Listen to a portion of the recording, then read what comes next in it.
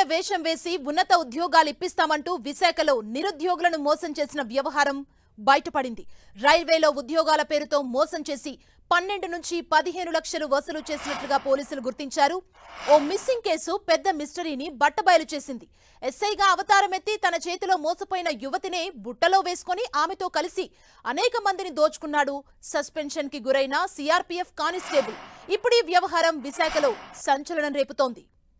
శ్రీకాకుళం జిల్లాకు చెందిన హనుమంతు రమేష్ అనే వ్యక్తి రైల్వే శాఖలో కొంతమంది ఉన్నతాధికారులతో తనకు సత్సంబంధాలు ఉన్నాయని నిరుద్యోగులను నమ్మించి మోసాలకు పాల్పడుతున్నట్లు పోలీసులు గుర్తించారు. ఉద్యోగాలు ఇప్పిస్తారని పలువురిని నమ్మించి 3 కోట్లకు పైగా వసూలు చేసినట్లు పోలీసులు చెబుతున్నారు.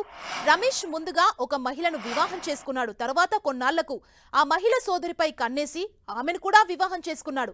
రైల్వేలో ఉద్యోగం ఇప్పిస్తానని మరో యువతిని రహస్యంగా పెళ్లి చేసుకుని ఆమెను మోసం చేశాడు. అయితే రమేష్ చేతిలో మోసపోయిన యువతి కూడా నిరుద్యోగులకు వలవేయటంలో తర్వాత సాయం చేసింది. దీంతో ఇద్దరు పోలీస్ అధికారుల గెటప్ వేశారు.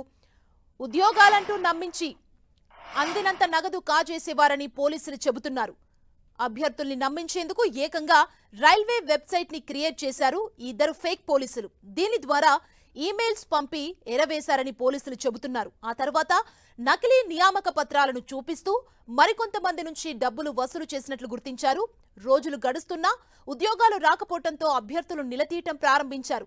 తమ డబ్బులు ఇవ్వకపోతే పోలీసులకు ఫిర్యాదు చేస్తామని హెచ్చరించారని, దీంతో రమేష్ తన వద్ద ఉన్న డమ్మీ మెటల్ రివాల్వర్ తో వారిని బెదిరించినట్లు పోలీసులు తెలిపారు. తర్వాత యువతితో కలిసి విశాఖ నుంచి పారిపోయారు. తన భర్త కనిపించడం లేదని రమేష్ భార్య పోలీసులకు ఫిర్యాదు చేసింది. దర్యాప్తు చేపట్టిన పోలీసులకు విస్తుపోయే విషయాలు తెలిసాయి. టెక్నాలజీ సాయంతో వీరిని హైదరాబాద్లో ఉన్నట్లు గుర్తించి అదుపులోకి తీసుకున్నారు.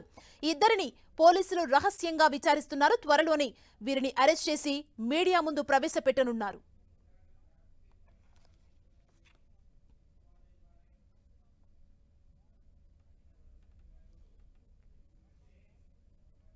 వాళ్ళు ఏం చేస్తారంటే వాళ్ళ యొక్క భార్య